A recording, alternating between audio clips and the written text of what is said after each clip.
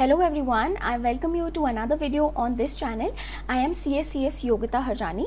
इस वीडियो के अंदर हम लोग डिस्कस करने वाले हैं RTP for your November 2020 CA inter corporate and other laws. ना इस RTP के अंदर स्टार्टिंग में कुछ अमेंडमेंट्स हैं जो आपके एप्लीकेबल है नवंबर 2020 के एग्जामिनेशन के लिए। वो अमेंडमेंट्स मैं ऑलरेडी अपलोड कर चुकी हूँ।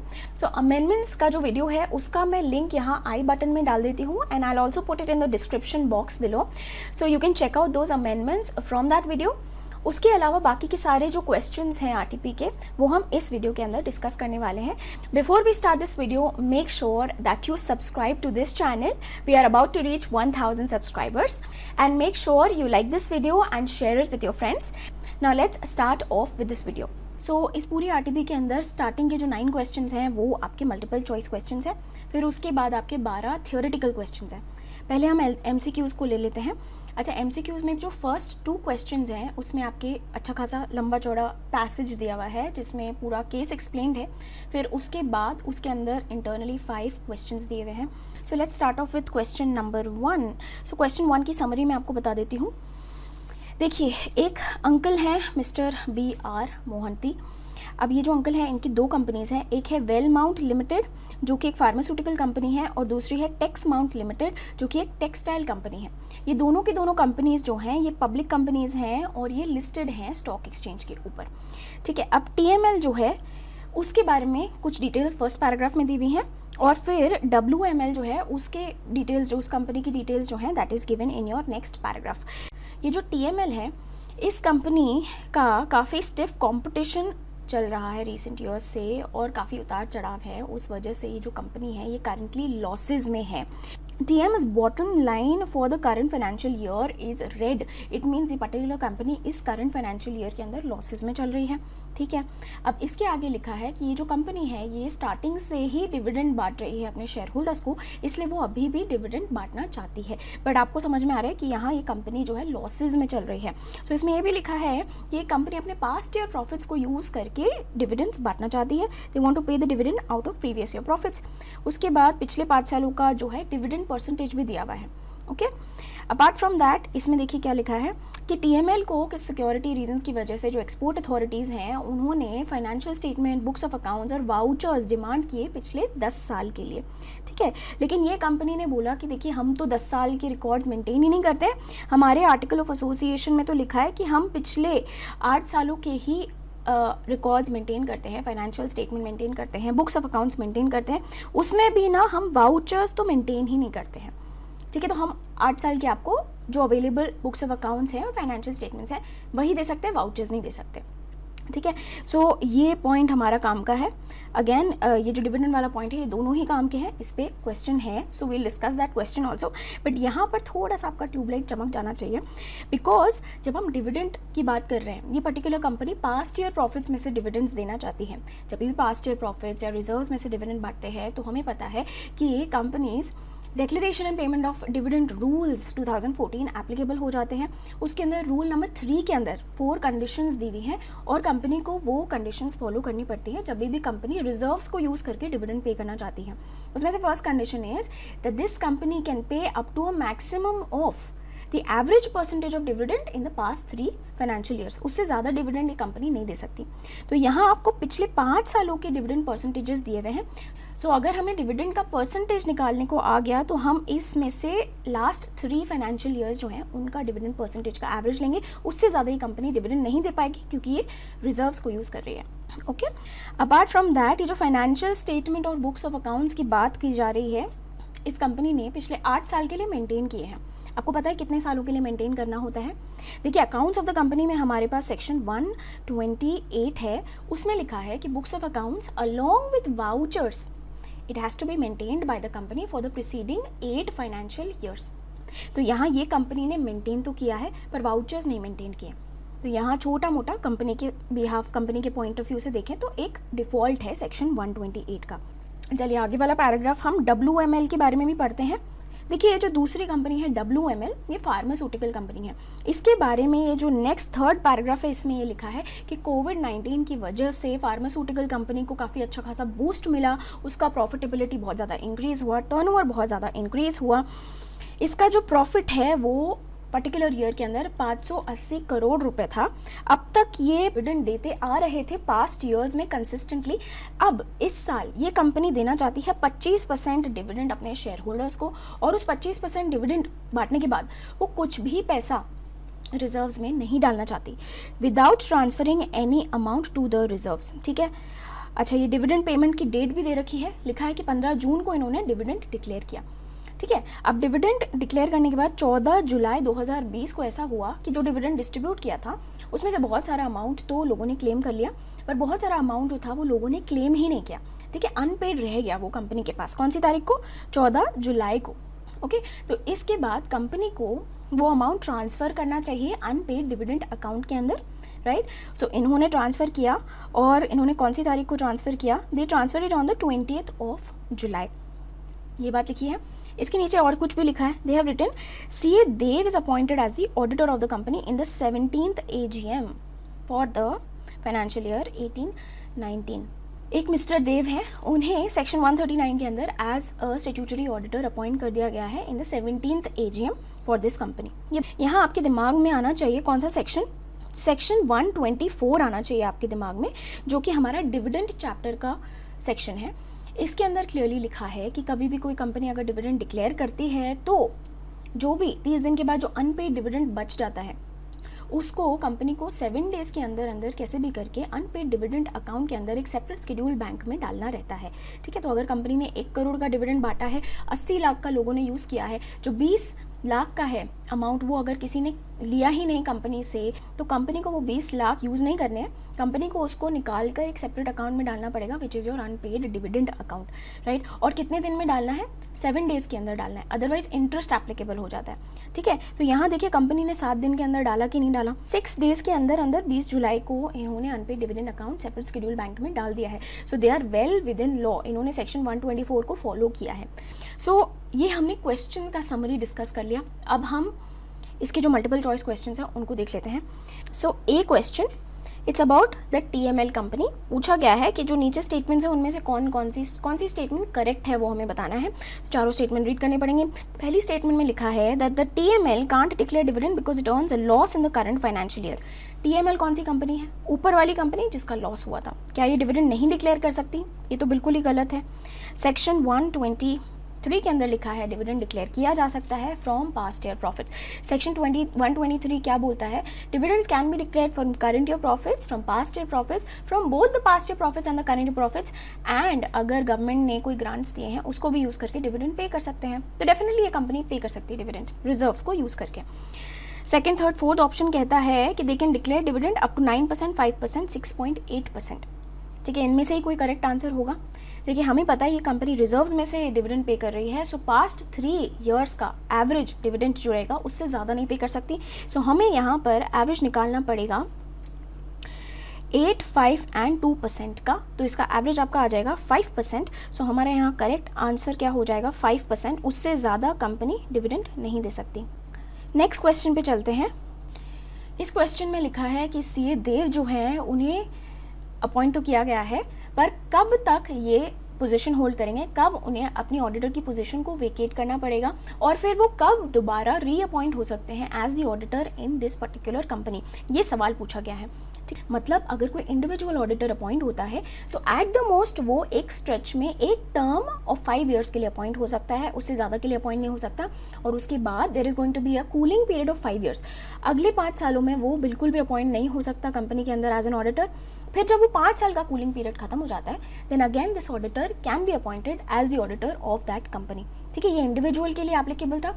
और अगर हम फर्म ऑफ ऑडिटर्स के लिए बात करें तो ऐसा है कि for a maximum of 2 terms of 5 year each, इसके लिए हमारा ऑडिटर्स की फर्म अपॉइंट की जा सकती है। उसके बाद again there is going to be a 5 year cooling period जिसमें ऑडिटर की फर्म अपॉइंट नहीं हो सकती। उसके बाद अगेन 2 टर्म्स ऑफ 5 ईयर्स के लिए ऑडिटर्स की फर्म अपॉइंट हो सकती है। ठीक है, नाउ यहाँ हम CA देव की बात कर रहे हैं जो इंडिविजुअल कैपेसिटी में ऑडिटर है, right. So he is appointed in the 17th AGM। तो ये कब तक चलेंगे भाई? ये 5 साल के लिए चलेंगे। 17 मतलब 18, 19, 20, 21, 22, यानी कि ये चलेंगे 22nd AGM तक। तो ये अपॉइंटेड ही रहेंगे, इनका 5 साल का टर्म ही यहाँ पे खत्म होगा।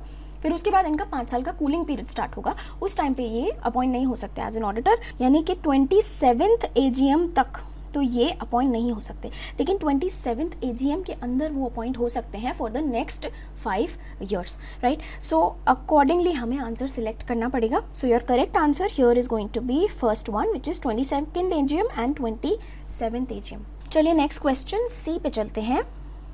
Now the C question is about WML. ये WML कौन सी कंपनी थी? ये फार्मास्यूटिकल वाली कंपनी थी जो बहुत अच्छा प्रॉफिट कर रही थी, जिसने 580 करोड़ का प्रॉफिट कमाया था, जो 25% डिविडेंड देना चाहती थी, जिसने कुछ अमाउंट रिजर्व्स में नहीं डाला था. उसके बारे में सवाल पूछा जा रहा है कि नीचे दी हुई 4 स्टेटमेंट में से कौन सी स्टेटमेंट करेक्ट है. तो हमें चारों स्टेटमेंट्स को रीड करके एनालाइज करना पड़ेगा.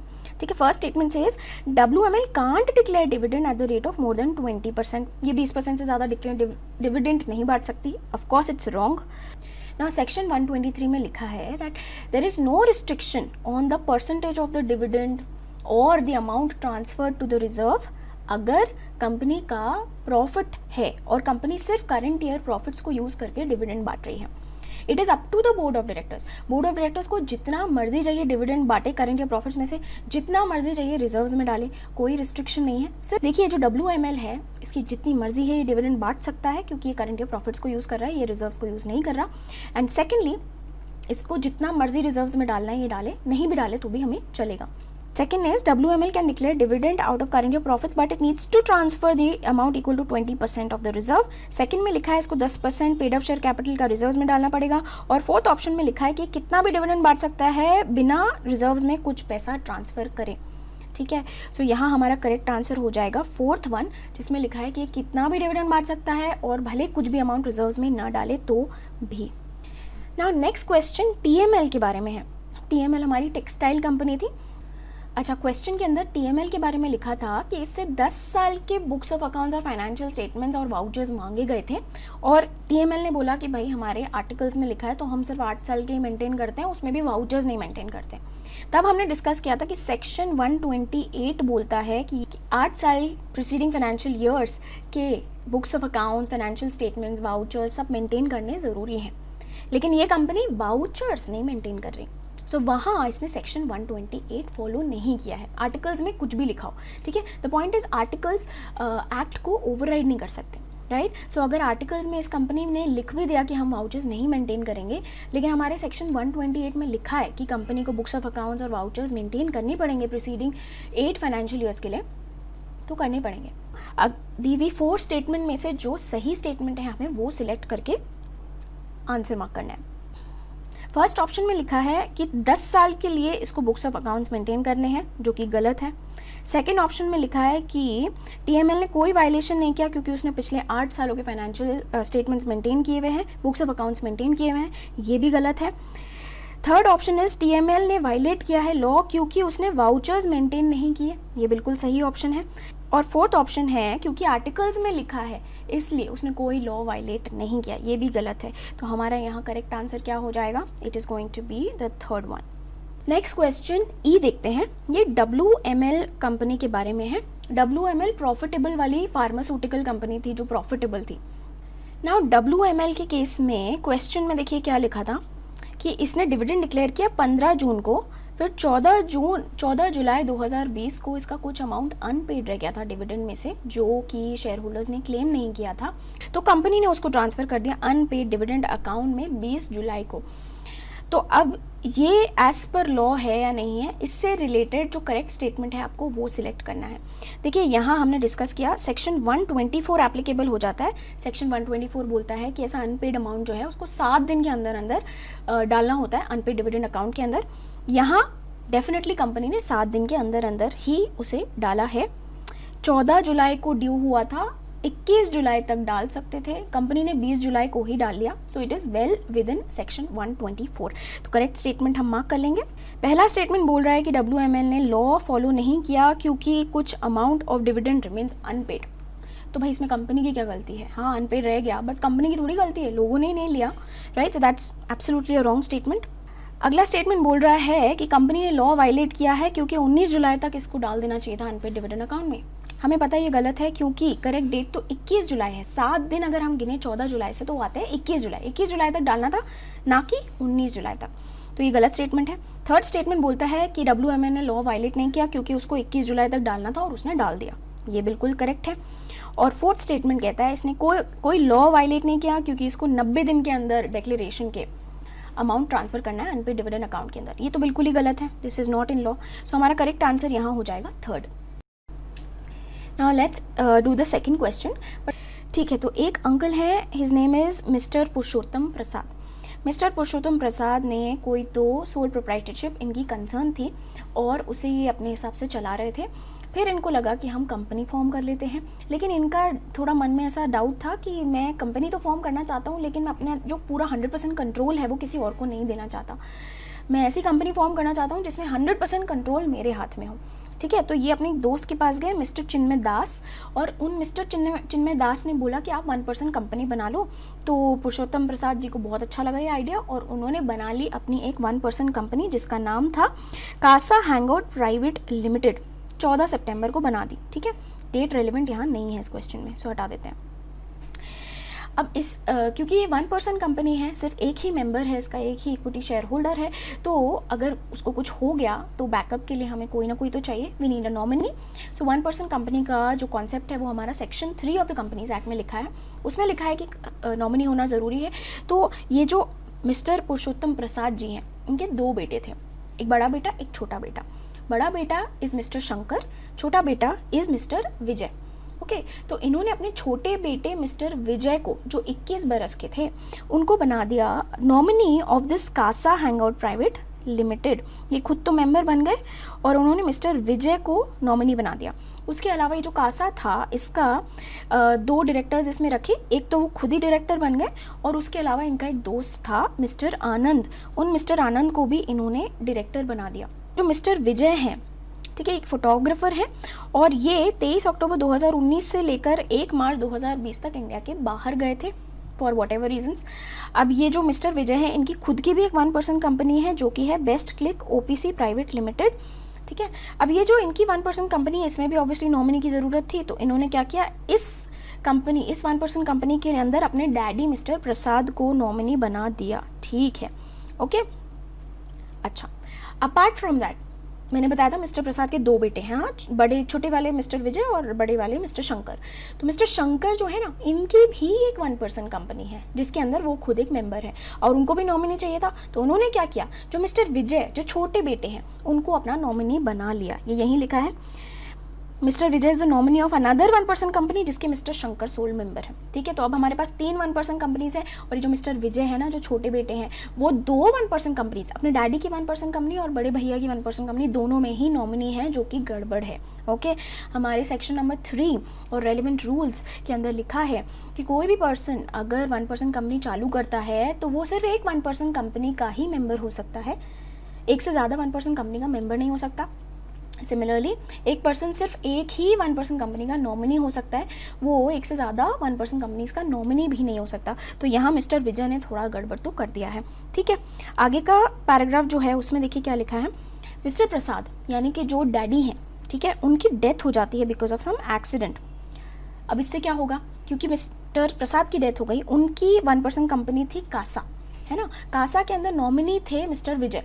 ठीक है, अब वो मिस्टर विजय को टेक ओवर करना पड़ेगा as a member in Casa, क्योंकि मिस्टर प्रसाद जो हैं उनकी डेथ हो गई है, राइट। अब मिस्टर विजय जो हैं वो ऑलरेडी उनकी खुद की भी तो एक 1% कंपनी है जो कि बेस्ट क्लिक 1% कंपनी जो भी है।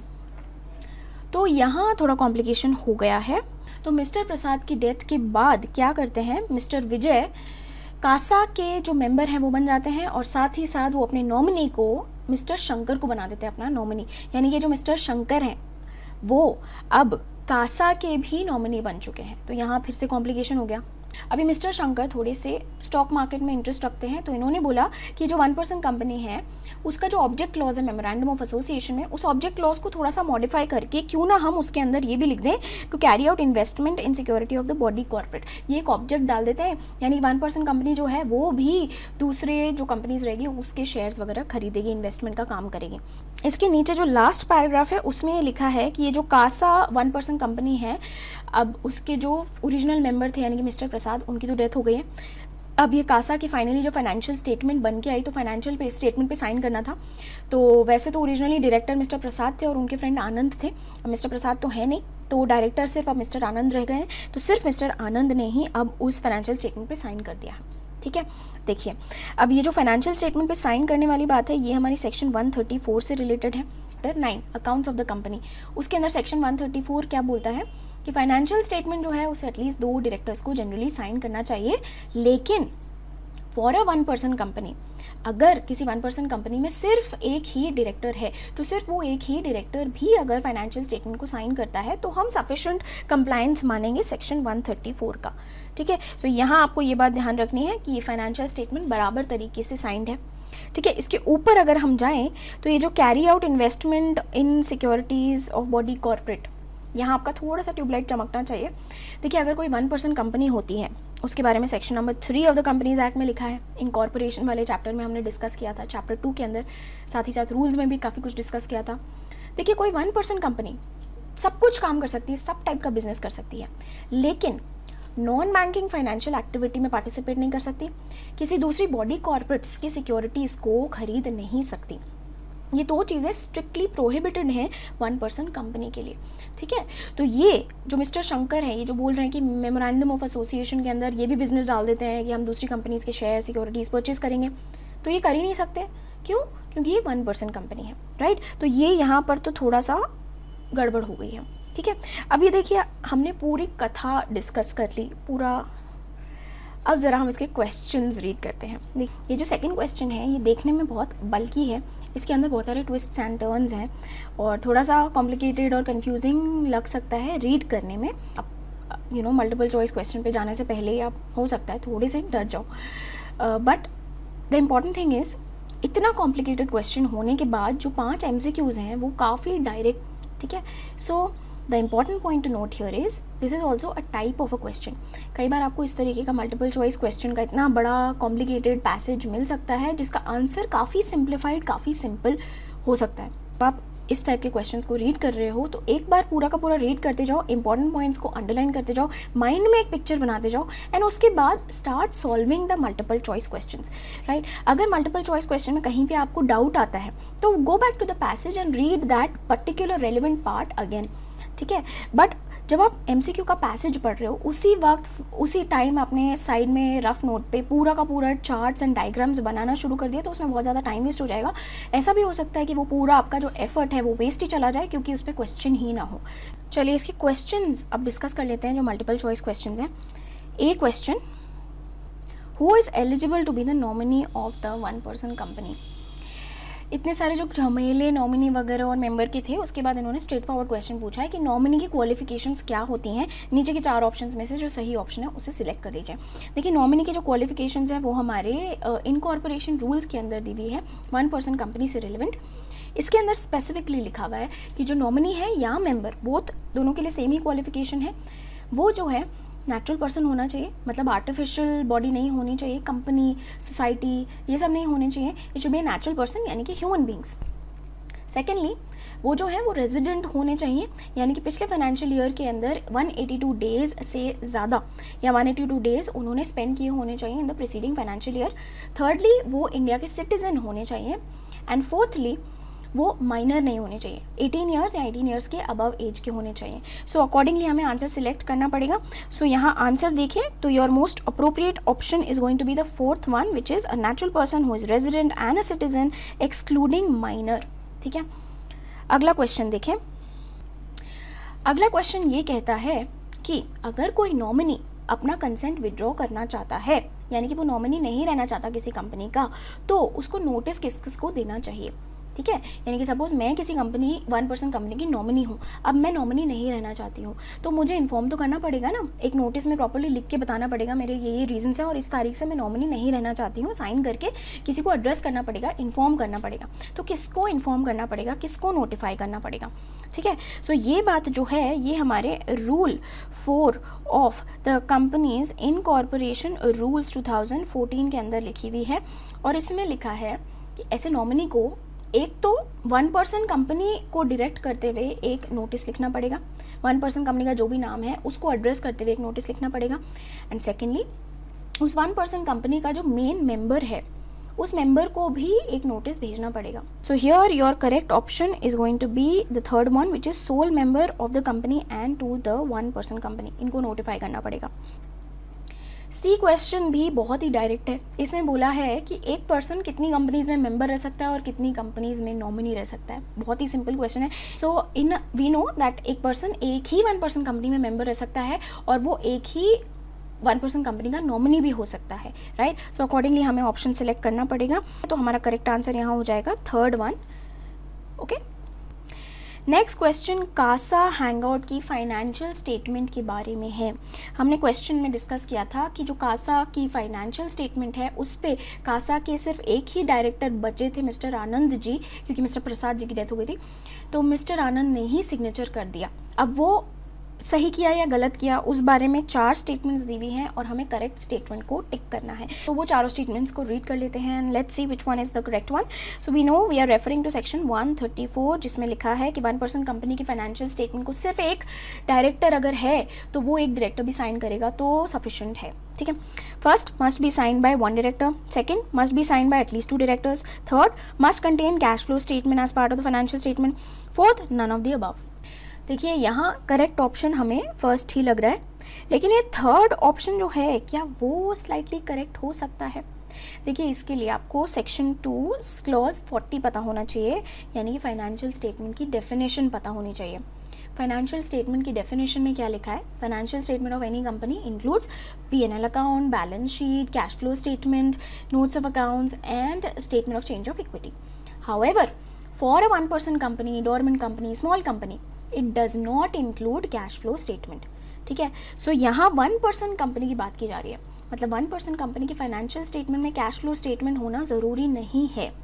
ठीक है. सो उस हिसाब से ये थर्ड वाला भी गलत हो जाएगा. सो हमारा correct answer in this case क्या होगा? फर्स्ट वाला कि वन पर्सन कंपनी की फाइनेंशियल स्टेटमेंट सिर्फ एक डायरेक्टर साइन करे सफिशिएंट है.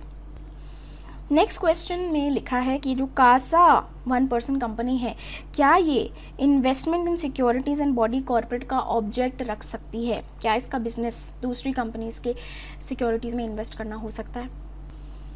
ये बात लिखी है रूल 3 के अंदर of the companies in corporation rules कि वन पर्सन कंपनी न दूसरी बॉडी कॉर्पोरेट्स की सिक्योरिटीज़ में इन्वेस्ट कर सकती है और न नॉन बैंकिंग फाइनेंशियल एक्टिविटी कर सकती है, right. So let's read the options. Can't carry non-banking financial investment activity and investment in securities of body corporate. यही सही लग रहा है. Second, can't carry non-banking financial investment but can invest in securities of body corporate. गलत. Can carry out non-banking and can invest in securities. ये भी गलत and none of the above is also wrong. Okay, let's take the next question. Question number 3. Question number 3 में बोला गया है कि A एक पर्सन है जो दिल्ली में रहते हैं पर इनकी कुछ हाउस प्रॉपर्टी है जो मुंबई में भी है. अब ये मुंबई वाली जो हाउस प्रॉपर्टी इनकी है उसको किसी और को देना चाहते हैं मैनेज करने के लिए, क्योंकि ये डेली बेसिस पे मुंबई तो जा नहीं सकते उस प्रॉपर्टी को संभालने के लिए. तो इन्होंने क्या किया, एक पावर ऑफ अटॉर्नी ड्राफ्ट किया. बेसिकली पावर ऑफ अटॉर्नी के थ्रू इन्होंने एक्सप्रेसली मिस्टर बी को अपॉइंट कर दिया एज हिज एजेंट. अब ये किस तरीके की एजेंसी है ये आपसे पूछा गया है. 4 ऑप्शंस हैं. Implied agency, agency by ratification, agency by necessity या एक्सप्रेस एजेंसी. देखिए this is an express form of agency. Implied agency तो वो होती है जो थ्रू द एक्शंस ऐसा इम्प्लाई किया जाता है कि वो एजेंसी है. रैटिफिकेशन वाली एजेंसी होती है जो एजेंसी का एक्शन उससे रिलेटेड रिस्पॉन्सिबिलिटीज़ को करने के बाद में रैटिफाई किया जाता है by the principal. Agency by necessity होती है जो इमरजेंसी सिचुएशन में किसी को एजेंट की तरीके से एक्ट करना पड़ता है, उसे अपन एजेंसी बाय नेसेसिटी कहते हैं. एंड एक्सप्रेस एजेंसी का मतलब है प्रिंसिपल ने अपने होशो हवास में एक डॉक्यूमेंट पे या वर्बली बोल के बताया है कि आप मेरे एजेंट हैं, आपका ये ड्यूटी है, right. So this is a very simple question, it is express agency. Next question ये है कि वन पर्सन कंपनी जो है उसको अपना financial statement, adopted financial statement registrar of companies को कब तक फाइल करना होता है. यहाँ हम बात कर रहे हैं सेक्शन 137 की.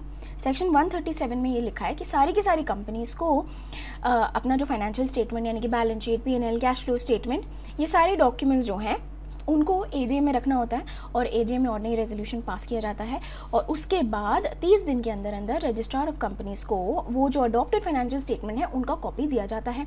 लेकिन वन पर्सन कंपनी में तो एजीएम होती ही नहीं है क्योंकि एक ही मेंबर है. तो वन पर्सन कंपनी के लिए सेक्शन 137 बोलता है कि फाइनेंशियल ईयर ख़त्म होने के बाद 180 दिन के अंदर अंदर 1% कंपनी को फाइनेंशियल स्टेटमेंट प्रिपेयर करके उसको अडॉप्ट करके उसको आरओसी तक पहुंचाना होता है, आरओसी को फाइल करना होता है। So for our 1% company the timeline is 180 days from the closure of the financial year. तो इन चारों में से जो ऑप्शन करेक्ट है वो सिलेक्ट करते हैं। So correct option is D, 180 days from the closure of the financial year. अब देखिए यहाँ फाइनेंशियल स्टेटमेंट लिख दिया है but it is a mistake, it is financial year. एक ऐसी गारंटी जो सीरीज ऑफ ट्रांजैक्शन पे अप्लाई करती है, what is it called? What is a guarantee which applies on a series of transactions? It is a very simple question, it is continuing guarantee.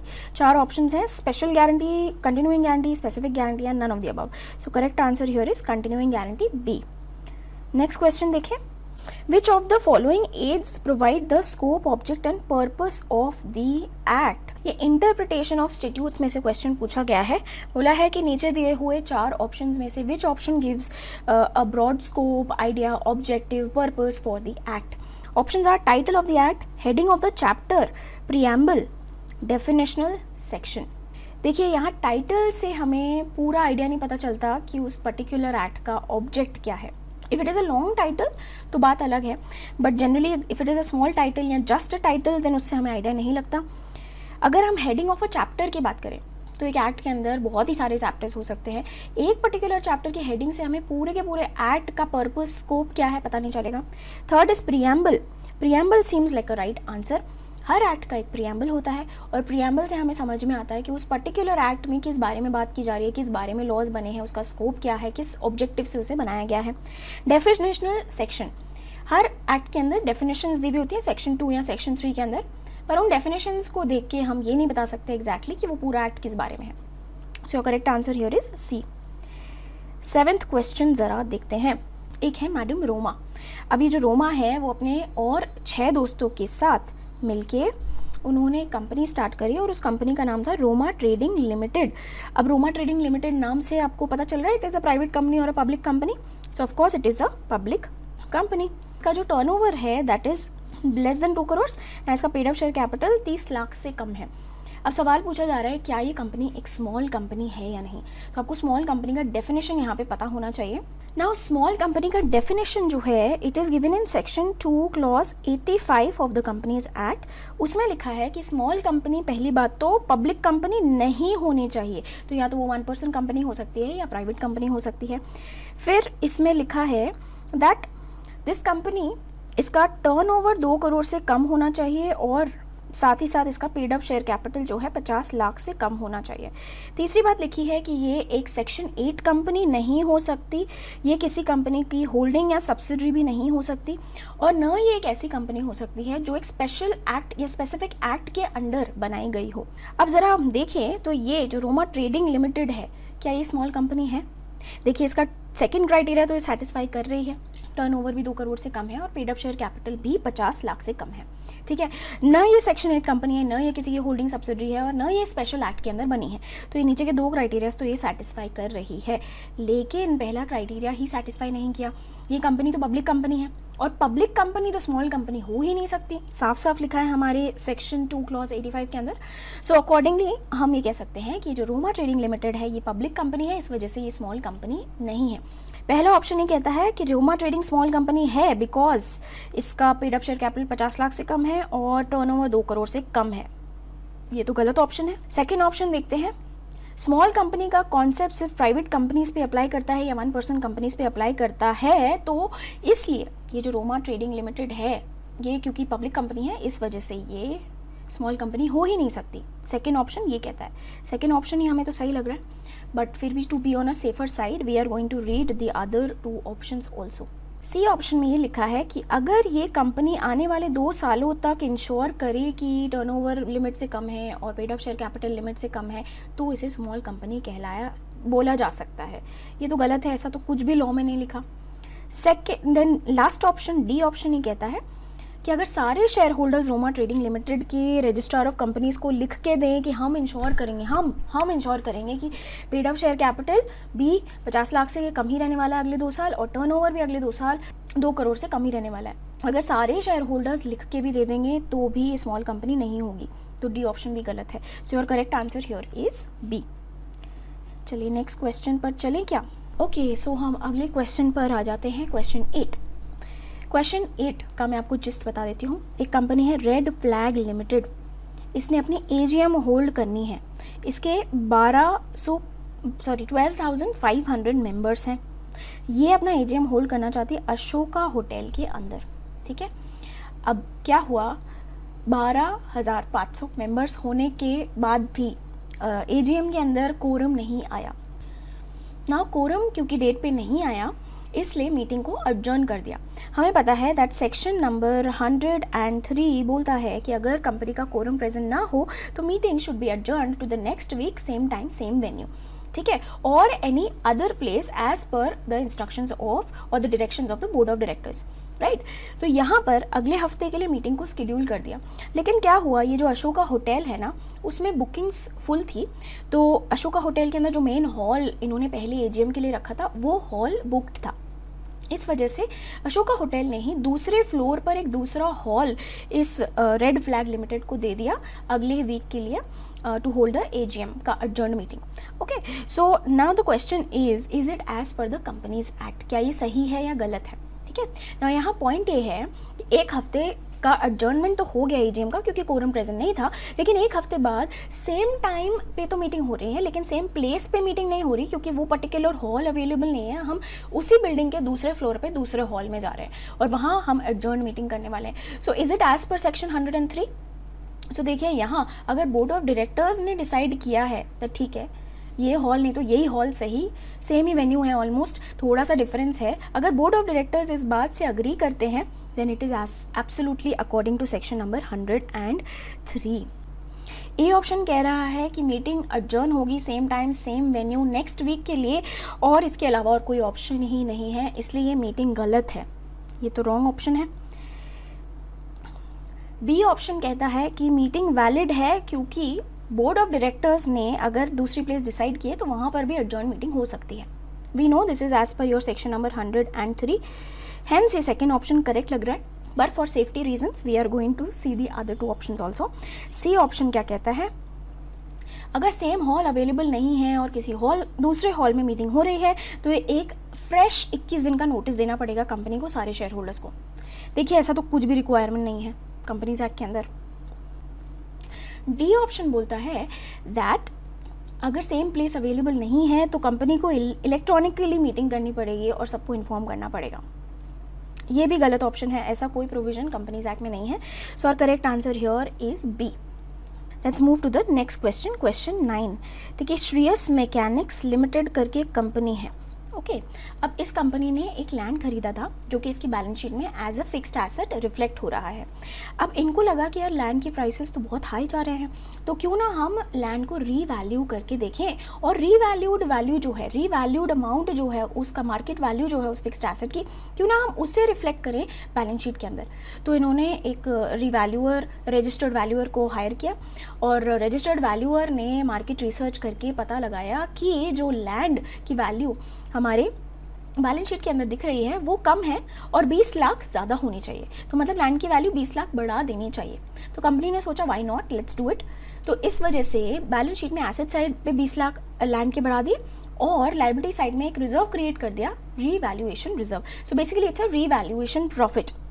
अब ये जो company है, इस revaluation profit of 20 lakh rupees इसको use करके dividend pay करना चाहती है। अपार्ट फ्रॉम दैट कंपनी के कुछ फ्री रिजर्व्स भी हैं, वो भी ये यूज़ करके डिविडेंड पे करना चाहती है। नाउ द क्वेश्चन इज, क्या ये रीवैल्यूएशन प्रॉफिट को यूज़ करके डिविडेंड पे कर सकती है या नहीं? सो यहाँ reference is your section 123। Dividend chapter जो है, डिक्लेरेशन पेमेंट ऑफ डिविडेंड, उसके अंदर सेक्शन 123 में सोर्सेज ऑफ डिविडेंड लिखे हुए हैं, और वहाँ लिखा है that company can pay dividend out of current year profits, it can pay dividend out of past year profits, it can use the government grants to pay the dividend. Apart from that, the company can never use revaluation profits or revaluation reserve। अगर कोई notional profit है, notional gains हो रहे हैं company को, तो company उसे भी यूज़ नहीं कर सकती, कंपनी कैपिटल प्रॉफिट्स को भी यूज़ नहीं कर सकती, राइट। सो उस हिसाब से ज़रा बताइए, क्या ये रिवैल्यूएशन प्रॉफिट यूज़ किया जा सकता है डिविडेंड पेमेंट के लिए?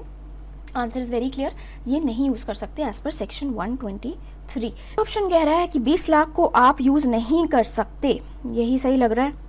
बी ऑप्शन कह रहा है कि 20 लाख का 25% यूज़ कर सकते हैं डिविडेंड के लिए। सी ऑप्शन कह रहा है कि 50% आप यूज़ कर सकते हो 20 लाख का, और डी ऑप्शन कह रहा है 60% यूज़ कर सकते हो आप 20 लाख का फॉर पेमेंट ऑफ डिविडेंड। देखिए ऐसा कोई परसेंटेज तो प्रिस्क्राइब्ड है नहीं, सीधा सीधा ये लिखा है कि आप रीवैल्यूएशन प्रॉफिट को यूज़ ही नहीं कर सकते। So our correct option here is A. सो ये तो हमने डिस्कस कर लिए सारे के सारे मल्टीपल चॉइस क्वेश्चंस। अब जो थ्योरेटिकल क्वेश्चंस हैं 12 हैं, हम उन्हें डिस्कस कर लेते हैं। मैं आपको क्वेश्चन का समरी बता दूंगी कि क्वेश्चन में जो केस है उसमें क्या फैक्ट्स दिए हुए हैं, and then we will discuss कौन सा एप्लीकेबल सेक्शन होगा और क्या प्रोविजन है और अल्टीमेटली कंक्लूजन क्या निकलेगा।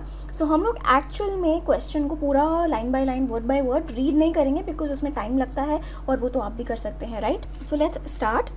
फर्स्ट थ्योरेटिकल क्वेश्चन देखिए, कंपनी है मयूर इलेक्ट्रिकल्स लिमिटेड। इस कंपनी के एक मेंबर हैं मिस्टर विजय। मिस्टर विजय शायद कानपुर में रहते हैं, तो इन्होंने कंपनी को लिखे में रिटन में भेजा एक लेटर, और उसमें उन्होंने बोला कि देखिए कोई भी डॉक्यूमेंट्स हो, कोई भी जनरल मीटिंग का नोटिस वगैरह हो, वो प्लीज़ आप मुझे भेजिए रजिस्टर्ड पोस्ट पे, मेरे रेजिडेंशियल एड्रेस पे कानपुर में। अब रजिस्टर्ड पोस्ट से भेजने के लिए जो थोड़े बहुत एक्स्ट्रा पैसे लगते थे, विजय जी ने एक्स्ट्रा पैसे जो थे वो भी डिपॉजिट कर दिए थे कंपनी को। उसके बाद क्या हुआ, कंपनी की जनरल मीटिंग होने वाली थी, कंपनी को नोटिस भेजना था सारे शेयर होल्डर्स को। कंपनी ने क्या गड़बड़ किया, कंपनी ने ऑर्डिनरी मेल से भेज दिया लेटर मिस्टर विजय जी को। अब ऑर्डिनरी मेल से मिला नहीं मिस्टर विजय को, उनको नोटिस मिला ही नहीं, तो उस वजह से वो मीटिंग अटेंड नहीं कर पाए। अब वो कंपनी पे केस करना चाहते हैं ये बोल के कि भाई नोटिस इम्प्रॉपर था, आपने मुझे बराबर नोटिस दिया ही नहीं। ठीक है, क्वेश्चन पहला है क्या उनका कंटेंशन करेक्ट है, क्या वो सही कह रहे हैं। ठीक है, सेकंड क्वेश्चन बाद में रीड करते हैं, पहले फर्स्ट क्वेश्चन समझते हैं। देखिए ये आपका इनकॉर्पोरेशन के चैप्टर से है। इनकॉर्पोरेशन दैट इज चैप्टर 2 के अंदर we have section number 20 service of documents. Now service of documents section 20 के अंदर लिखा है कि कोई भी कंपनी जो है वो अलग अलग मोड से डॉक्यूमेंट सर्व कर सकती है। वो speed post, registered post, courier से कर सकती है, वो इलेक्ट्रॉनिक मोड से कर सकती है, या और भी अदर मोड्स प्रिस्क्राइब से कर सकती है। इसके अलावा उसमें ये भी लिखा है कि अगर कोई मेंबर स्पेसिफिकली कंपनी को ऐसा बोलता है कि मुझे आप इस पर्टिकुलर मोड से, इस पर्टिकुलर एड्रेस पे डॉक्यूमेंट्स भेजिए, तो ऐसे में कंपनी को उस पर्टिकुलर मोड से ही डॉक्यूमेंट्स भेजने रहेंगे। अब देखिए यहाँ क्या हुआ है, कंपनी को स्पेसिफिक डायरेक्शंस दिए गए थे by the share holder, but company ने वो स्पेसिफिक डायरेक्शंस फॉलो नहीं किए। इस वजह से जो डॉक्यूमेंट सर्व करने का तरीका है वो गलत है, इस वजह से ये डॉक्यूमेंट यानी कि नोटिस अच्छे से सर्व नहीं हुआ है, right. So that is the answer of your first question. Second question देखिए क्या पूछता है। सेकेंड क्वेश्चन बोल रहा है कि देखिए जब जनरल मीटिंग हुई और जब नोटिस सेंड किया गया, उस ड्यूरेशन में 2 महीने तक मिस्टर विजय इंडिया में थे ही नहीं, वो तो लंदन में थे। क्या तब भी कंपनी ने गलत तरीके से नोटिस सेंड किया है? क्या तब भी कंपनी गलत है, या तब मिस्टर विजय सही है या गलत है? ओके, सो यहाँ भी देखिए मिस्टर विजय जो कि मेंबर हैं, वो भले इंडिया में हो या इंडिया के बाहर हो, उन्होंने लेटर तो भेज दिया है ना कंपनी को। उन्होंने लेटर तो भेजा है कि आप टाइम से मुझे मेरे रजिस्टर्ड एड्रेस कानपुर में ही लेटर भेजिए। सो अकॉर्डिंगली कंपनी को कानपुर में ही लेटर भेजना चाहिए, तभी वो प्रॉपर नोटिस कहलाएगा। अब मिस्टर विजय कहाँ है, उससे कंपनी का रिस्पॉन्सिबिलिटी तो कम नहीं हो जाता, राइट। सो सेकंड क्वेश्चन का आंसर भी यही है, that the company is wrong. Company is bound by section 20 to serve the notice according to the directions of the member and not otherwise, irrespective of where the member is. Okay, so let's move to the next question. Second question discuss कर लेते हैं। देखिए इसमें Shekhar limited के बारे में बात की जा रही है। इन्होंने सुरेश एंड कंपनी नाम के एक इंडिविजुअल फर्म को अपॉइंट किया है as their auditor on the 30th of September 2019। ठीक है, अब ये जो सुरेश एंड कंपनी है उसके अंदर कोई ऑडिटर है मिस्टर सुरेश, जो एक्चुअली कंपनी के ऑडिटर की तरीके से एक्ट कर रहे हैं। अब उनकी एक वाइफ है मिसेस कमला। अभी जो मिसेस कमला हैं उन्होंने क्या किया, 15 अक्टूबर 2019 को उस पर्टिकुलर कंपनी यानी कि शेखर लिमिटेड के 1 लाख रुपए के फेस वैल्यू की सिक्योरिटीज़ को परचेज कर लिया। Okay, now the question is, क्या ये जो सुरेश एंड कंपनी है क्या ये कंटिन्यू कर सकते हैं as the auditor of this Shekhar limited? So ये सिंपल सा सवाल है। ठीक है ना, यहाँ हमारा रेफरेंस कौन सा यूज़ होगा, we will use section number 141 auditors के चैप्टर के अंदर से। सेक्शन 141 के अंदर बहुत सारी डिस्क्वालिफिकेशंस लिखी हुई थी, क्वालिफिकेशन लिखी हुई थी ऑडिटर के बारे में, और ऑडिटर को कब ऑफिस वेकेट करना पड़ता है उसके बारे में भी लिखा हुआ था। ठीक है, सेक्शन 141 में ये लिखा है दैट कभी भी कोई पर्सन अगर ऑडिटर बनना चाहता है तो that person should not be holding any securities in that company. साथ ही साथ ये भी लिखा है कि उस पर्सन के पास ना उस कंपनी में कोई सिक्योरिटी होनी चाहिए, ना उस कंपनी की होल्डिंग में सिक्योरिटी होनी चाहिए, ना उसकी सब्सिडरी में, ना उसकी एसोसिएट में, ना उसकी होल्डिंग की किसी और सब्सिडरी में कोई सिक्योरिटी होनी चाहिए। साथ ही साथ ये भी लिखा है कि ना उस ऑडिटर के पास सिक्योरिटी होनी चाहिए और ना ही उस ऑडिटर के पार्टनर या रिलेटिव के पास कोई सिक्योरिटी होनी चाहिए। अगर ये पर्टिकुलर पर्सन का रिलेटिव के पास कोई सिक्योरिटीज़ है इस कंपनी की या इन ग्रुप ऑफ कंपनीज की, तो अगर it is up to the face value of 1 lakh rupees, तो इन दैट केस ये ऑडिटर डिस्क्वालिफाइड नहीं होगा, राइट। सो अब वही पॉइंट यहाँ पर यूज़ किया गया है, ठीक है। देखिए, जब अपॉइंटमेंट था तब तो जो मिस्टर शेखर है उनकी वाइफ के पास कोई सिक्योरिटीज़ नहीं थी, लेकिन अपॉइंटमेंट के बाद में 15 अक्टूबर 2019 को इनकी जो वाइफ है मिसेस कमला जी, इन्होंने सिक्योरिटीज़ परचेज कर ली। अभी जो सिक्योरिटीज़ खरीदी है वो face value of 1 lakh rupees तक की ही है। देखिए, सेक्शन 141 का ही सबसेक्शन 4 जो है वो वेकेशन ऑफ ऑफिस के बारे में बात करता है।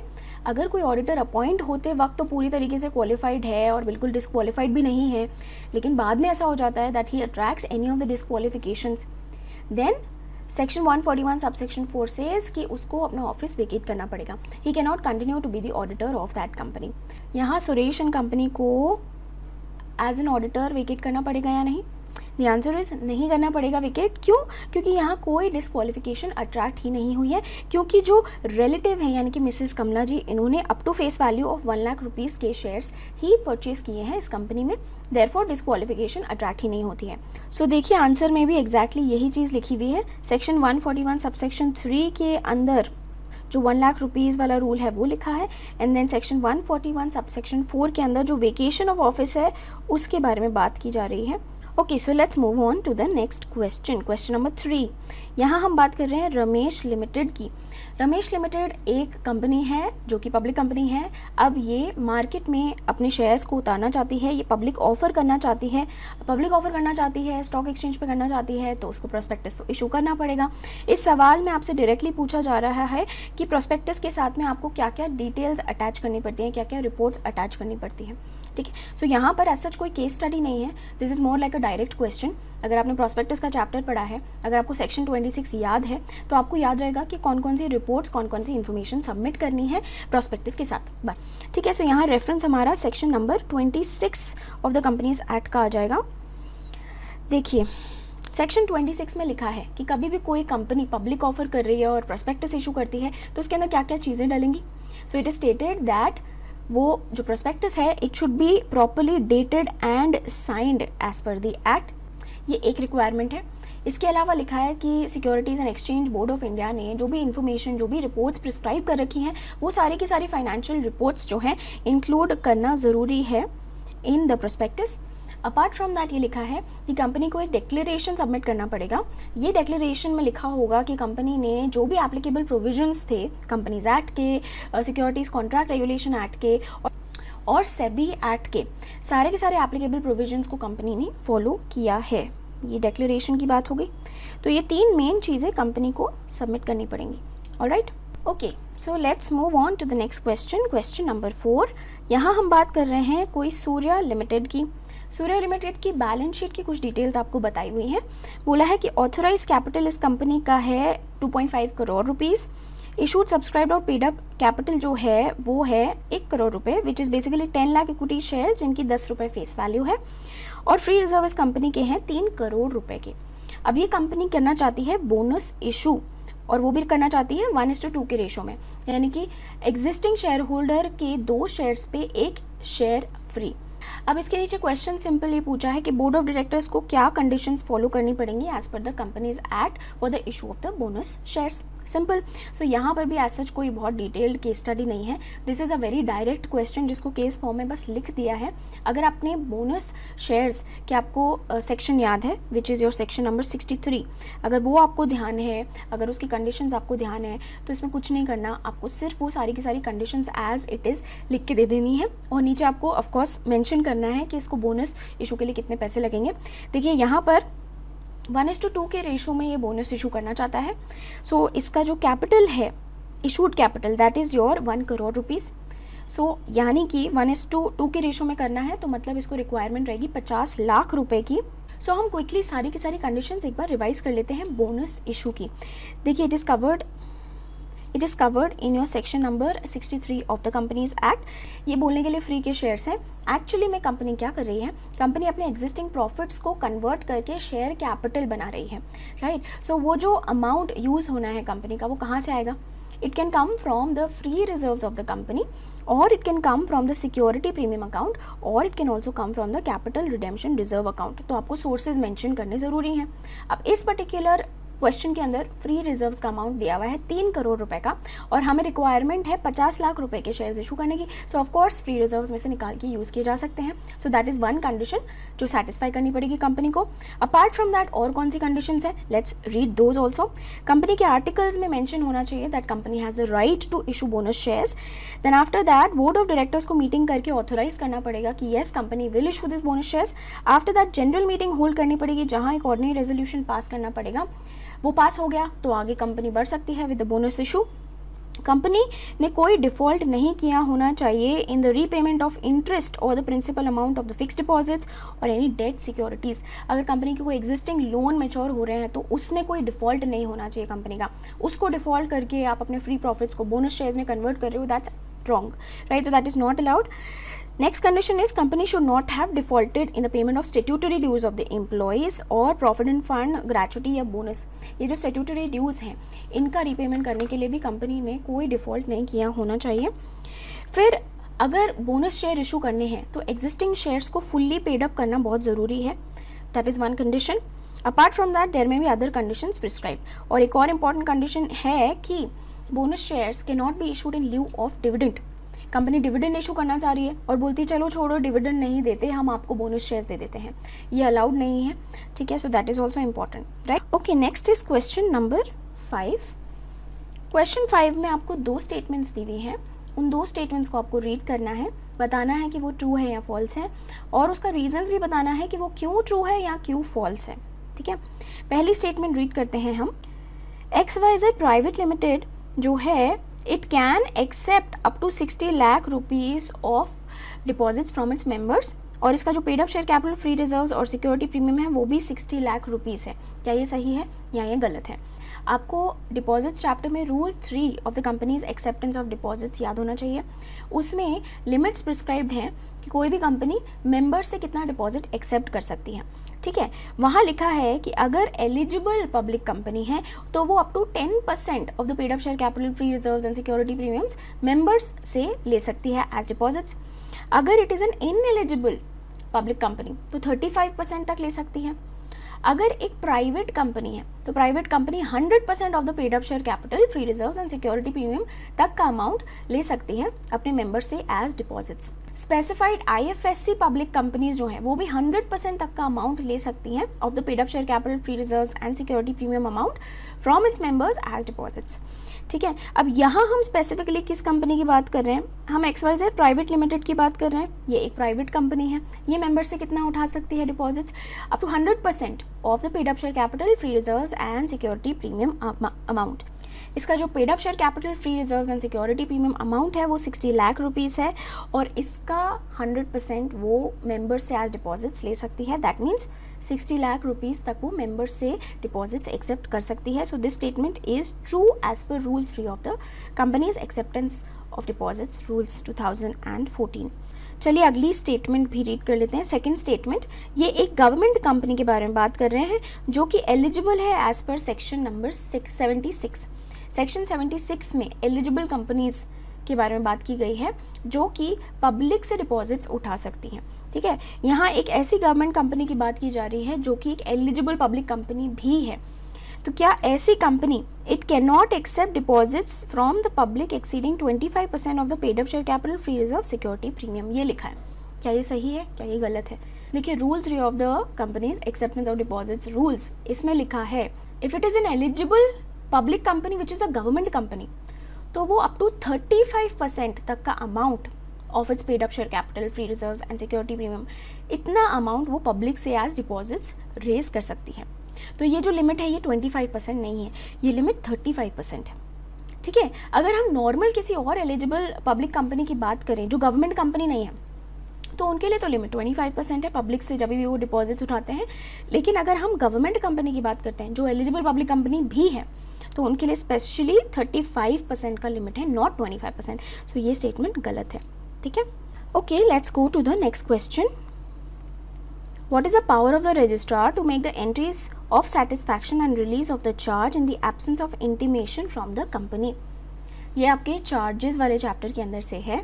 देखिए, जब भी चार्ज क्रिएट होता है, किसी एसेट को गिरवी रख के कंपनी कोई लोन लेती है, तो ऐसे में उस चार्ज को रजिस्टर करना ज़रूरी है with the registrar of companies. अगर वो कंपनी ने लोन चुका दिया है तो इसका मतलब चार्ज खत्म हो गया है एसेट के ऊपर से, तो वो उसको हम सेटिस्फैक्शन कहते हैं। उस सेटिस्फैक्शन की जो डिटेल है उसको भी रजिस्ट्रार ऑफ कंपनीज को देना ज़रूरी है, ठीक है। उसके बाद रजिस्ट्रार क्या करेगा, उससे रिलेटेड एंट्री पास कर देगा अपने रजिस्टर्स के अंदर, राइट। बट व्हाट हैपन्स, अगर एक कंपनी ने लोन तो रीपे कर दिया, चार्ज भी सेटिस्फाई हो गया, पर इस बात का डिटेल ना कंपनी ने रजिस्ट्रार को बताया और ना चार्ज होल्डर ने रजिस्ट्रार को बताया। इन दैट केस अगर रजिस्ट्रार ऑफ कंपनीज के पास कहीं और से उड़ती फिरती खबर आती है कि इस कंपनी का ये चार्ज सेटिस्फाई हो गया है, तो रजिस्ट्रार के पास क्या पावर है वो आपसे पूछा जा रहा है। तो यहाँ हमारा रेलिवेंट सेक्शन है section 83 of the companies act. इसके अंदर लिखा हुआ है कि अगर रजिस्ट्रार ऑफ कंपनीज को कहीं और से भी पता चलता है कि कंपनी का चार्ज सेटिस्फाई हो गया है या एसेट जो था उसको सेल ऑफ कर दिया है, किसी तरीके से बेसिकली वो चार्ज या एसेट रिलीज हो गया है, तो in that case registrar of companies जो है डायरेक्टली अपने रजिस्टर के अंदर एंट्री पास कर देगा, ठीक है, सेटिस्फैक्शन को मार्क कर देगा। और साथ ही साथ वो जो रिलेटेड पार्टीज़ हैं यानी कि कंपनी और चार्ज होल्डर, इनको एक नोटिस भेज देगा कि देखो भाई, आपने नहीं बताया पर कहीं और से हमें पता चल गया, तो हमने चार्ज को सेटिस्फाई मार्क कर दिया है, ठीक है। ये जो इंटीमेशन रजिस्ट्रार ऑफ कंपनीज देगा रिलेटेड पार्टीज यानी चार्ज होल्डर और कंपनी को, it has to be send within 30 days of making the entry in the register. और जैसे ही वो सेटिस्फैक्शन मार्क करता है उसके 30 दिन के अंदर अंदर ये नोटिस रजिस्ट्रार को सेंड करना है कंपनी और चार्ज होल्डर को, ठीक है। उसके अलावा अब क्योंकि चार्ज सेटिस्फाई हो गया है तो एक सेटिस्फैक्शन का सर्टिफिकेट भी इशू करना पड़ेगा रजिस्ट्रार को in form CHG-5। Okay, let's see the next question now. Question 7, यहाँ हम चेतन लिमिटेड की बात कर रहे हैं। ये चेतन लिमिटेड जो कंपनी है इसका एनुअल जनरल मीटिंग है 7 नवंबर 2019 को। अब इसका जो कंपनी को नोटिस भेजना चाहिए, कंपनी ने नोटिस एक्चुअली में मेंबर्स को डिस्पैच किया ऑन 16 अक्टूबर 2019। अब आपसे 3 सवाल पूछे जा रहे हैं इस बारे में, whether this notice is appropriate और नॉट। पहला क्वेश्चन तो यही है कि ये नोटिस वैलिड है या नहीं है। सेकंड है कि अगर कोई शॉर्टफॉल है तो कितने दिन का शॉर्टफॉल है। और थर्ड क्वेश्चन इज कि क्या इस शॉर्टफॉल को कंडोन किया जा सकता है। या बाकी 2 क्वेश्चंस की वजह से ये तो बहुत ऑब्वियस है कि देयर इज़ अ शॉर्टफॉल। सो आप पहला क्वेश्चन तो बड़े आराम से आंसर कर दोगे, बट हम लोग सब कुछ लॉजिकली एक बार समझ के देखते हैं। Here we are specifically talking about section 101। Section 101 notice के बारे में बात करता है। कभी भी कोई कंपनी एक्स्ट्राऑर्डिनरी जनरल मीटिंग रख रही है या AGM रख रही है, उससे 21 क्लियर डेज पहले कंपनी को सारी मेंबर्स को नोटिस भेजना होता है through electronic mode, speed post, courier, hand delivery, company के ऊपर है। नाउ यहाँ हम 21 क्लियर डेज की बात कर रहे हैं, ठीक है। इसका मतलब है जिस दिन नोटिस डिस्पैच किया जाता है उसे नहीं लेना, जिस दिन नोटिस एक्चुअली में जिस दिन मीटिंग एक्चुअल में हो रही है वो मीटिंग का दिन भी नहीं काउंट करना। उसके अलावा 2 डेज यानी कि 48 आवर्स और हमें हटाने पड़ेंगे। अगर पोस्ट से लेटर भेजा जा रहा है तो पोस्ट के लिए 48 आवर्स को एडिशनली हम रिमूव करते हैं। उसके अलावा 21 क्लियर डेज होने चाहिए उस नोटिस के लिए, ठीक है। अब यहाँ ज़रा चेक कर लेते हैं कि क्लियर डेज 21 है कि नहीं है। देखिए, मीटिंग हो रही है 7 नवंबर 2019 को, ओके। और ये जो नोटिस डिस्पैच हो रहा है that is being dispatched on the 16 अक्टूबर 2019, ठीक है। अब ये जो जिस दिन डिस्पैच हो रहा है वो दिन तो हमें लेना नहीं है, और जिस दिन AGM है वो दिन भी हमें नहीं लेना, ठीक है। बीच के दिनों को काउंट करना है, और जो बीच के दिन है उसमें से 48 आवर्स और हटाने पड़ेंगे, तब हमें पता चलेगा क्लियर डेज कितने हैं। ये जो बीच के टोटल डेज हैं दैट इज़ 21 डेज। अगर आप 16 अक्टूबर के बाद गिनने बैठो 7 नवंबर तक, तो it is going to come as 21 days. अब इस 21 डेज में से 48 आवर्स और हमें माइनस करने पड़ेंगे, क्योंकि अगर स्पीड पोस्ट से अगर लेटर भेजा जा रहा है अगर कभी पोस्ट से लेटर भेजा जा रहा है तो 48 आवर्स और रिमूव करने पड़ते हैं, इसमें से 2 दिन और रिमूव कर दो तो एक्चुअल में क्लियर डेज कितने हो जाएंगे? It is only 19 clear days. तो ज़रा बताइए क्या सेक्शन 101 फॉलो हुआ है? क्या नोटिस प्रॉपर है? द आंसर इज़ नोटिस तो प्रॉपर बिल्कुल भी नहीं है। ठीक है, सो फर्स्ट आंसर आपको मिल गया। सेकेंड क्वेश्चन, कितने दिन से शॉर्टफॉल है? नाउ सेकेंड क्वेश्चन पूछ रहा है if there is a shortfall then explain how many days the notice is falling short of the statutory requirement. Law में जितना लिखा है उससे कितने कम दिन का नोटिस दिया गया है कंपनी ने? तो कंपनी ने 19 क्लियर डेज का दिया है, देना 21 क्लियर डेज का था, तो 2 क्लियर डेज का शॉर्टफॉल है यहाँ पर। ठीक है, that is your second answer. अब थर्ड क्वेश्चन जो है इसमें लिखा है कैन दिस डिले बी कंडोन्ड। देखिए कभी एजीएम या ईजीएम हो रही है, अगर कंपनी को शॉर्ट नोटिस देना है तो कंपनी को उस मीटिंग से पहले ही 95% शेयर होल्डर्स का अप्रूवल लेना पड़ता है। ठीक है, वो हमने 101 सेक्शन के अंदर डिस्कस कर रखा है। लेकिन एक बार शॉर्ट नोटिस दे दिया और बाद में आप चाहते हो कि इसको माफ़ कर दिया जाए या इसको रेटिफाई कर दिया जाए, कंडोन कर दिया जाए, तो उसके लिए कोई प्रोविज़न एज सच है नहीं कंपनीज एक्ट के अंदर। यहाँ अगर हम बहुत अच्छे से क्वेश्चन को रीड करें तो क्वेश्चन ये पूछ रहा है कि क्या इस शॉर्टफॉल को कंडोन यानी कि माफ़ किया जा सकता है बाद में? तो माफ़ करने का कोई प्रोविज़न नहीं है। अगर शॉर्ट नोटिस देना है तो आपको पहले से ही रिक्वायरमेंट्स पूरी करनी पड़ेंगी शॉर्ट नोटिस की as per section 101। So third answer वही है that this notice can not be condone. Okay, so अभी हमने कंपनीज एक्ट के सारे क्वेश्चंस देख लिए हैं, अब अदर लॉज के भी देख लेते हैं। So we have question 8। देखिए क्वेश्चन 8 गारंटी के बारे में है। सो देखिए यहाँ एक मिस्टर शर्मा है और एक मिस्टर गौरव है। यहाँ मिस्टर गौरव जो है क्रेडिट पे कुछ सामान मिस्टर शर्मा से परचेज करते रहते हैं, ठीक है, जिसका वो बाद में पेमेंट कर देते हैं। अभी जो मिस्टर शर्मा है उन्होंने बोला देखिए मैं आपको क्रेडिट पे गुड्स दे रहा हूँ, लेकिन मुझे चाहिए कोई बंदा गारंटी ले, बाई चांस अगर आपने पेमेंट नहीं किया तो वो जो गारंटर है मैं उससे पैसे ले लूँगा। ठीक है, तो ये जो मिस्टर गौरव हैं वो गए मिस्टर संदीप के पास और मिस्टर संदीप से बोला गारंटी दे दो प्लीज़ मेरे लिए। तो मिस्टर संदीप ने बोला ठीक है मैं आपको गारंटी देता हूँ, आने वाले 3 महीने के अंदर आप जितनी भी बार क्रेडिट पे परचेजेस करोगे मिस्टर शर्मा से मैं उसकी गारंटी लेता हूँ, पर up to a maximum amount of guarantee of 1 lakh rupees. ठीक है, नेक्स्ट 1 मंथ में ये जो मिस्टर गौरव हैं इन्होंने मिस्टर शर्मा से 40,000 रुपीज़ का सामान क्रेडिट पे खरीद लिया। ठीक है, और फिर 1 मंथ हो गया। 1 मंथ हो जाने के बाद ये जो मिस्टर संदीप हैं उनको लगा कि मुझे अब वापस मुझे और गारंटी नहीं देनी, मैंने बोला तो था 3 महीने का लेकिन अब मैं 1 महीने में ही बैकआउट करना चाहता हूँ, तो वो अपनी गारंटी रिवोक करना चाहते हैं। ठीक है, सो सवाल ये है क्या मिस्टर संदीप 1 महीने बाद गारंटी रिवोक कर सकते हैं? और दूसरी चीज़ ये पूछी गई है कि यहाँ ये जो मिस्टर गौरव ने इस 1 महीने के अंदर 40,000 रुपीज़ का परचेजेस क्रेडिट पे कर लिया है, अगर मान लो उस 40,000 का वो पेमेंट करना नहीं कर पाते, वो डिफ़ॉल्ट कर देते हैं, तो ऐसे में क्या मिस्टर संदीप की लाइबिलिटी आएगी? ठीक है, यहाँ हमारा जो क्वेश्चन है ये कंटिन्यूअस गारंटी के ऊपर है। Continuous guarantee is basically a guarantee for a series of transactions. Continuous guarantee है और जो गारंटर है वो रिवोक भी करना चाहता है, तो वो कैसे रिवोक कर सकता है? उसको नोटिस देना पड़ेगा, उसको बताना पड़ेगा जो दोनों पार्टीज़ कंसर्न है कि मैं रिवोक कर रहा हूँ अपना guarantee and I will no longer be available for as a guarantor for the future transactions. अगर वो नोटिस देता है रिवोक करने के लिए तो he will not be liable for future transactions, लेकिन जो रिवोक करने टाइम तक जितने ट्रांजैक्शंस हो गए हैं वो अभी भी उन ट्रांजैक्शंस के लिए लाइबल रहेगा। सो इन दिस गिवन केस हमारा जो गारंटर है उन्होंने 1 महीने बाद ही गारंटी रिवोक कर दी है। ठीक है, 1 महीने के बाद अगर कोई परचेजेस होती हैं क्रेडिट परचेजेस तो उसके लिए वो लाइबल नहीं होंगे, लेकिन 1 महीने के अंदर जो 40,000 की परचेज हुई है अगर उसका रीपेमेंट टाइम से नहीं होता तो फिर गारंटर अभी भी लाइबल होगा 40,000 रुपीज़ तक के लिए। ठीक है, यही बात यहाँ इस क्वेश्चन के आंसर में लिखी हुई है। Okay, let's see the next question, question 9। यहाँ 2 पार्टीज हैं, एक है मिस्टर राज और एक है मिस्टर मनोज। राज के पास एक अम्ब्रेला है तो वो मिस्टर मनोज जी को अम्ब्रेला दे देते हैं और वो देते हैं 2 दिन के लिए। वो कहते हैं कि देखिए 2 दिन में आप ये अम्ब्रेला कैसे भी मुझे रिटर्न कर दीजिएगा। अभी मिस्टर मनोज जी जो हैं वो ले लेते हैं अम्ब्रेला 1 वीक के लिए, 1 वीक तक वो रिटर्न नहीं करते। अब ड्यूरिंग दिस 1 वीक मिस्टर राज ने मांगा भी नहीं अम्ब्रेला।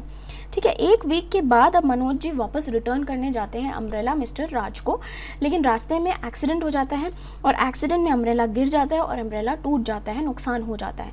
ठीक है, अब इस नुकसान की भरपाई कौन करेगा, मिस्टर राज या मिस्टर मनोज? ठीक है।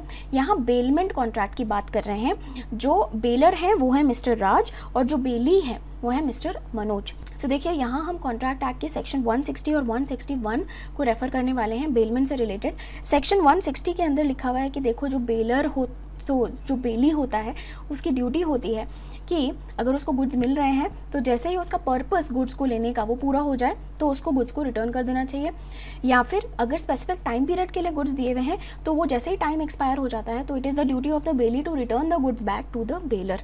ये ड्यूटी है, भले बेलर मांगे या न मांगे, ठीक है। ये सेक्शन 160 में लिखा है, ठीक है। तो उस हिसाब से देखें तो ये जो मिस्टर मनोज है उनकी ड्यूटी थी कि वो राज को अम्ब्रेला वापस दे दें, ठीक है। अब सेक्शन 161 में लिखा है कि अगर बेली ने अपनी ड्यूटी पूरी नहीं की, टाइम से रिटर्न नहीं किया, पर्पस होने के बाद रिटर्न नहीं किया, उसके बाद भले एक्सीडेंटली ही अगर उस ऑब्जेक्ट को नुकसान हो जाता है, कोई डैमेजेस लॉसेस इनकर होते हैं, तो उसकी रिस्पॉन्सिबिलिटी बेली की होगी। क्यों? क्योंकि यार बेली को टाइम से दे देना चाहिए था, पर्पस कंप्लीट हो जाने के बाद दे देना चाहिए था गुड्स, उसने नहीं दिया, ठीक है। उसके बाद नुकसान हो गया, तो नुकसान की गलती और लॉस डैमेजेस सब कौन बेयर करेगा? बेली बेयर करेगा, बेलर बेयर नहीं करेगा। ये बात लिखी है 161 के अंदर, ठीक है। उसके हिसाब से हम बता सकते हैं कि गलती मनोज की है और मनोज को ही लॉसेस डैमेजेस कॉम्पनसेट करने पड़ेंगे। So let's do the next question, that is question 10। ये नेगोशिएबल इंस्ट्रूमेंट एक्ट के ऊपर बेस्ड क्वेश्चन है। एक आदमी है मिस्टर राहुल, इन्होंने चेक बनाया मिस्टर अमन के नाम का, चेक बना के उनको दे दिया। उसके बाद उनको रियलाइज़ हुआ अरे नहीं मैं पेमेंट तो नहीं करना चाहता, तो उन्होंने लगाया मिस्टर अमन को फ़ोन और बोला देखिए मिस्टर अमन प्लीज़ आप इस चेक को बैंक में डिपॉजिट मत कीजिएगा, ठीक है। उसके बाद to be double sure mister Rahul ने बैंक में भी कांटेक्ट किया और वहाँ पे भी बोला कि प्लीज़ मिस्टर अमन का ये जो चेक है इसका पेमेंट मत कीजिएगा, स्टॉप पेमेंट कर दीजिए, ठीक है। अब ज़रा बताइए is it an offence as per the negotiable instrument act? Okay, so यहाँ बेसिकली चेक के डिसऑनर होने की बात की जा रही है। पूछा जा रहा है कि क्या राहुल का ऐसा बोलना कि आप प्लीज़ चेक डिपॉजिट मत कीजिए और बैंक को ये बोलना कि आप इसका पेमेंट स्टॉप कर दीजिए, क्या इसे डिसऑनर माना जाएगा? क्या डिसऑनर पे जो एप्लीकेबल पेनल्टीज़ हैं क्या वो मिस्टर राहुल पे एप्लीकेबल होंगी? तो यहाँ हमारे रेलिवेंट सेक्शंस जो हैं that is section number 138 of the negotiable instrument act and your section number 139 of the negotiable instrument act. देखिए सेक्शन 138 तो सिंपली बोलता है कि कभी भी अगर चेक डिसऑनर हो रहा है यानी कि बैंक में आपने जमा कराया और उसका अमाउंट पूरा अवेलेबल नहीं था अकाउंट में, इस वजह से पेमेंट नहीं हो पाया, if that happens then this is an offense as per the negotiable instrument act और पनिशमेंट पड़ना चाहिए। तो ये तो सेक्शन 138 में लिखा है। सेक्शन 139 ये बोलता है कि इसमें कुछ प्रिजम्पशंस दिए हुए हैं बेसिकली, जिसमें एक प्रिजम्पशन ये भी है कि अगर जो ड्रॉवर है यानी कि राहुल इन दिस केस, अगर वो ड्रॉई को बोलता है कि प्लीज़ पेमेंट के लिए वहाँ जाना ही मत, चेक जमा कराना ही मत, तो इसको भी डिसऑनर माना जाएगा। इसमें भी जो सेक्शन 138 की पेनल्टी है वो एप्लीकेबल हो जाएगी, ठीक है। सिमिलरली एक और प्रिजम्पशन दिया हुआ है, ये भी बोला है कि अगर कोई ड्रॉवर बैंक को बोलता है कि आप इसका पेमेंट स्टॉप कर दीजिए, आप इस चेक का पेमेंट मत कीजिए, तो भी इसे डिसऑनर माना जाएगा, तो भी सेक्शन 138 की जो पेनल्टीज़ हैं वो एप्लीकेबल होंगी, ठीक है। सो ये दो सेक्शंस आपको कोट करने पड़ेंगे। इसके बाद आपको कंक्लूजन, ऑफ कोर्स पहले एनालिसिस लिखना पड़ेगा अकॉर्डिंगली, फिर आपको कंक्लूजन लिखना पड़ेगा कि यहाँ राहुल की गलती है, ये डिसऑनर माना जाएगा एज पर सेक्शन 138, इसलिए जो पेनल्टी एप्लीकेबल है वो राहुल पे लगेगी। Let's do the next question, question 11। Question 11 में ये पूछा गया है कि जनरल क्लॉज एक्ट के हिसाब से कोई भी एक्ट या रेगुलेशन किस तारीख से इफेक्टिव होता है, किस तारीख से वो एप्लीकेबल होता है जनरल पब्लिक के ऊपर। और इसमें दो केसेस दिए हुए हैं, इन दोनों केसेस में आपको बताना है कि किस तारीख से एक्ट एप्लीकेबल होगा। फर्स्ट जो केस है उसमें लिखा हुआ है कि पार्लियामेंट ने एक एक्ट पास किया है लेकिन उसका कोई स्पेसिफिक डेट मेंशन नहीं किया कि ये इस तारीख से इफेक्टिव होने वाला है। इन दैट केस वो जो पर्टिकुलर एक्ट है वो किस तारीख से इफेक्टिव होगा, that's your first case. And second case में आपसे ये पूछा गया है कि सिक्योरिटीज़ सेबी का ICDR जो रेगुलेशंस हैं उसको by notification dated 14 August applicable किया गया और नोटिफिकेशन के अंदर क्लियरली लिखा था कि 1 जनवरी 2016 से ये एक्ट एप्लीकेबल होगा। तो इन दिस केस ये जो सेबी की ICDR रेगुलेशंस हैं ये किस तारीख से एप्लीकेबल होंगी ये आपको बताना है, ठीक है। ये दो केसेस हैं। यहाँ हम जनरल क्लॉज एक्ट को रेफर करेंगे। जनरल क्लॉज एक्ट के अंदर you have this section number 5 of the general clause act. उसमें ये लिखा है कि कभी भी कोई नया एक्ट आता है, नया रेगुलेशन आता है, तो उसे एप्लीकेबल करने के लिए एक नोटिफिकेशन इशू होता है। ठीक है। अब जो नोटिफिकेशन है उसके अंदर अगर स्पेसिफिकली गवर्नमेंट ने डेट मेंशन किया है कि इस तारीख से ये एक्ट एप्लीकेबल होगा, इस तारीख से रेगुलेशन एप्लीकेबल होगा, इन दैट केस वो उस डेट से ही एप्लीकेबल होगा। इन केस ऐसी कोई डेट मेंशन्ड नहीं है तो the date on which the president gave the assent to that act और रेगुलेशन, उस तारीख से हम इसे एप्लीकेबल मानेंगे, उस तारीख से एक्ट या रेगुलेशन एप्लीकेबल होगा। ठीक है। सो फर्स्ट जो केस था वहाँ कोई स्पेसिफिक डेट मेंशन नहीं है तो we will consider the date on which the president gives the assent. और सेकेंड केस में जहाँ स्पेसिफिकली एक नोटिफिकेशन में डेट मेंशन्ड है, इन दैट केस वो जो डेट है 1 जनवरी, उस तारीख से ICDR regulations applicable हो जाएंगे। So finally we are on the last question. Let's read. So it's the 12th question. Preamble does not override the plain provisions of the act. Comment and give a suitable example. ये एक direct question है from interpretation of statutes. Preamble आपको basically explain करना है कि how the preamble helps in interpretation. Act के provisions को override नहीं करता। ठीक है। और साथ ही साथ आपको एग्जाम्पल देना है। नाउ हियर आपको बेसिकली एक्सप्लेन करना है what is a preamble. So preamble her act के स्टार्टिंग में होता है। It explains the scope, the purpose of the act. ठीक है। अगर अपन किसी एक्ट को या अगर हम किसी एक्ट को इंटरप्रेट करने की कोशिश कर रहे हैं और उसके अंदर कोई पार्ट हमको समझ नहीं आ रहा है या किसी एक पर्टिकुलर पार्ट के 2 मीनिंग्स निकल रहे हैं, then which meaning is correct और नॉट, इंटरप्रिटेशन के लिए what we can do is we can take the help of the preamble. Preamble से बेसिकली समझ में आता है कि वो एक्ट किस बारे में है, उसका पर्पस क्या है। अकॉर्डिंगली अगर कभी हमें एक्ट के अंदर कोई डाउट्स हैं तो हम प्रियम्बल की हेल्प से उसे सॉल्व कर सकते हैं। बट इसका ये मतलब बिल्कुल भी नहीं है कि एक्ट के ऊपर है प्रियम्बल, ऐसा बिल्कुल भी नहीं है। प्रियम्बल में जो लिखा है वो इंटरप्रिटेशन के काम आता है। It is not actual law, वो एक्चुअल एक्ट के ऊपर बियॉन्ड नहीं है। ठीक है। सो ये सारी बातें आपको लिखनी पड़ेंगी, साथ ही साथ आपको एग्जाम्पल भी देना पड़ेगा। नाउ एग्जाम्पल इन्होंने लिया है, इस केस स्टडी में बेसिकली हिंदू मैरिज एक्ट की बात की जा रही है। हिंदू मैरिज एक्ट के प्रियम्बल में साफ साफ लिखा है that this is an act to amend and codify the law relating to marriage among Hindus. Hindus की मैरिज होती है उससे रिलेटेड लॉ है ये हिंदू मैरिज एक्ट, और हिंदूज़ की डेफिनेशन भी सेक्शन 2 ऑफ दिस एक्ट में डिफाइंड है। तो अगर एक क्रिश्चियन और हिंदू की शादी होती है तो उसको ये जो हिंदू मैरिज एक्ट वो है वो कवर नहीं करेगा। तो ये बेसिक आपका एग्जाम्पल हो जाएगा। So that's it. ये हमारे सारे के सारे क्वेश्चंस हो गए from the RTP। I hope आपको सारे क्वेश्चन समझ में आए हों। If you still have any doubts you can let me know in the comment section below. जाने से पहले please make sure that you subscribe to this channel and share this video with your friends and like it also. So I will C you next time. All the very best.